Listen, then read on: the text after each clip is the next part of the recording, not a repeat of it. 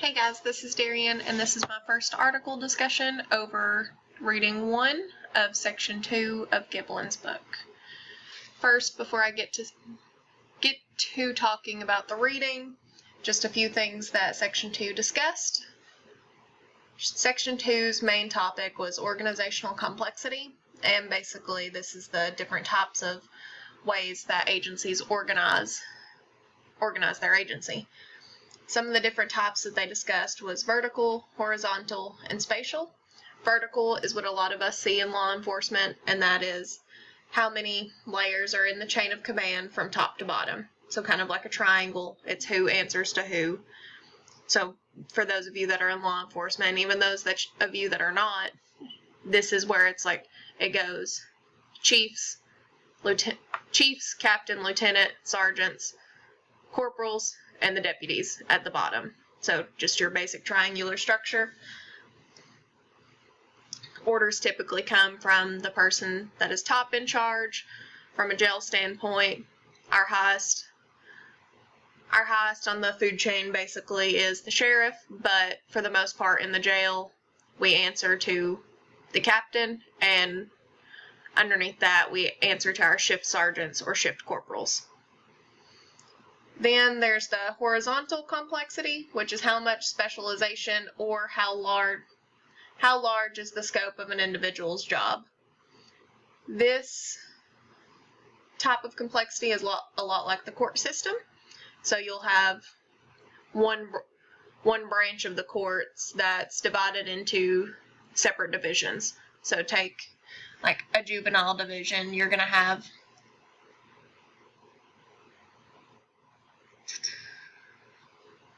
child support.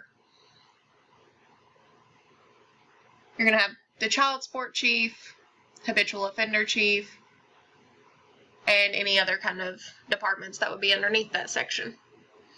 And it doesn't mean that any of the departments are lesser than the other. It means that they're all basically on the same playing field as each other. And then the last type of complexity the book discussed was spatial, and this is basically geographical complexity. You can think of that as Tennessee's Department of Corrections, for instance. There's multiple prisons all across the state that all fall under the Tennessee Department of Corrections, or the FBI. As the book discussed, there's, I think it said 56 units within the FBI spread out all across the United States. And that makes it easier for the departments to control what's going on in specific areas. If you only have one FBI station in Washington, D.C., how can they handle events that are going on in Nashville, Tennessee? It's going to take them a while to get down here. But for the most part, what reading 1 discusses is formalization and centralization with correctional staff.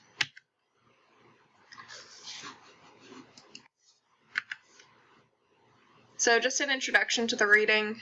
The study that was done in this reading focused a lot on job satisfaction of correctional officers and their organizational commitment to their job. Job satisfaction in this reading was defined as an effective or emotional response by an employee concerning his or her particular job, and organizational commitment was defined as having the core elements of loyalty to the organization, identification with the organization, and involvement in the organization. Both of these are extremely important to the well-being of a correctional officer or any kind of correctional staff. Having these in correctional staff help prevent burnout, absenteeism, and employee turnover. Corrections have a very high turnover rate and a very high burnout rate. I know when I first started, I was burnt out 4 months in, but you eventually get through it and you keep going.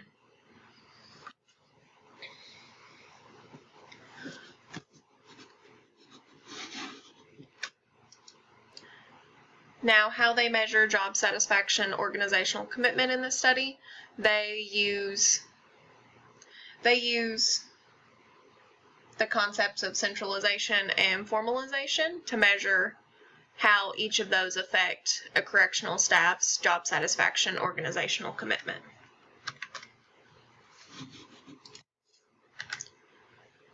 Two competing thoughts on organization. There's the classical school and the behavioral school.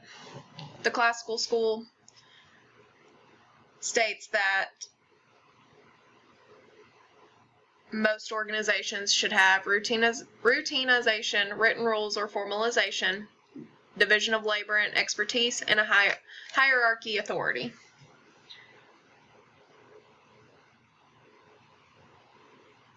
The behavioral school, on the other hand, says social and psychological needs of employees need to be met. Organizations should be open, supportive, and non-restrictive, and employees should have a say in decision making.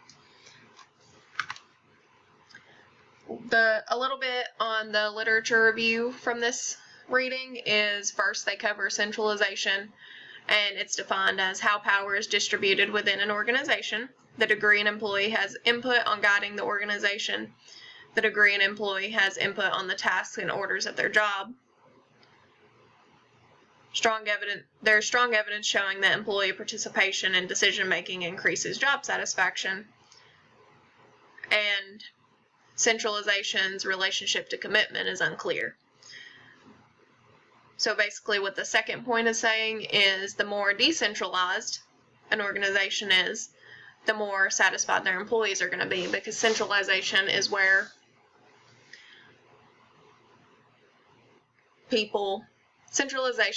there is that one point of power and they control everything that goes on down the chain.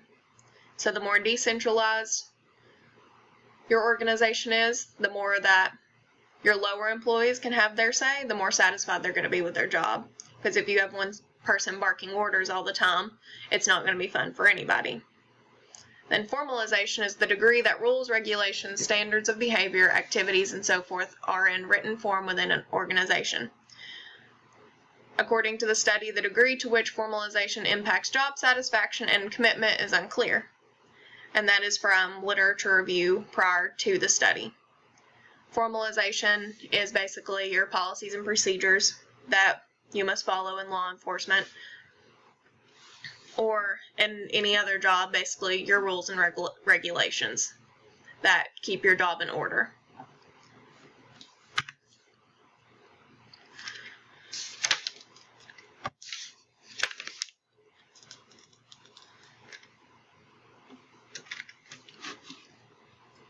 The purpose of this study was basically to just add to the literature of how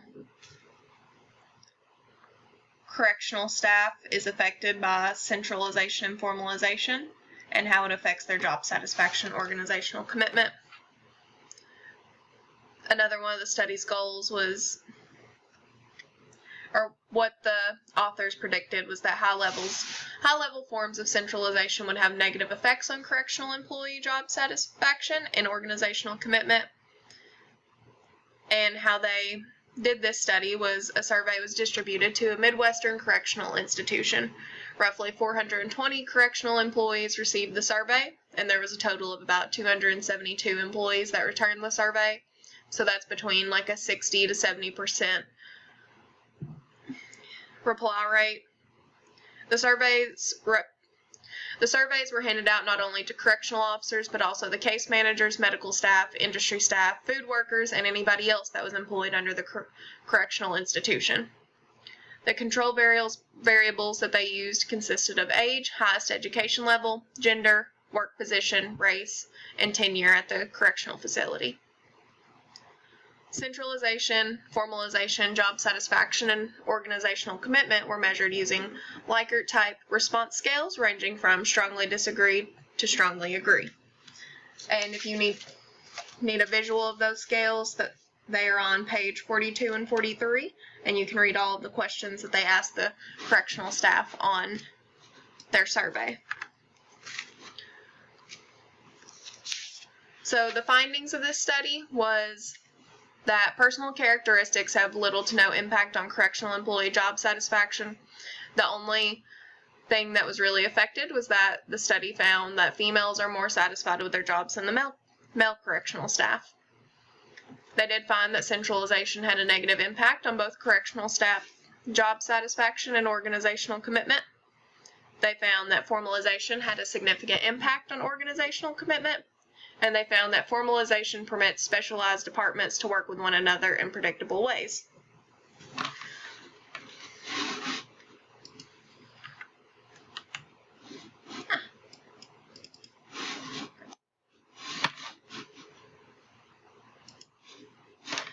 So, some of my opinions on the reading, I'm actually really nervous about this class.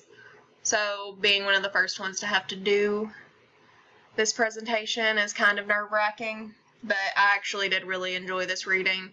I am a correctional officer. I'm a correctional officer in a jail, so it's a little bit different it's a lot different than a prison. But in reality, the findings were accurate with what I would have believed would have been the outcome. Because centralization, even though our job is set up in a vertical style of organizational complexity, it doesn't mean that your sergeant or your captain has to just be the only person that's in control all the time, because your deputies are the ones that are primarily out there doing their job. They're the ones that are seeing the most action, especially in a jail. Most of the time, your sergeants and captains stay in booking all day, and there's nothing wrong with that. You have to have somebody that does that job. And your deputies are the ones that are on the floor and main control, seeing everything that's going on for the day. And if you have a good sergeant, good captain, good corporal, they're going to take your input whenever you discuss an issue with them, because they know that you're the one that's out there. You're the one that's talking to the inmates every day. Like, you know them better than the sergeants and captains at this point, because they've worked their way up to where they primarily deal with court paperwork and other more pressing matters besides just dealing with the inmates one-on-one every day. So having a more decentralized agency, to me, is better, because everybody feels like their opinion matters. And then formalization, I think you can get a good mix of decentralization and formalization to make your job enjoyable.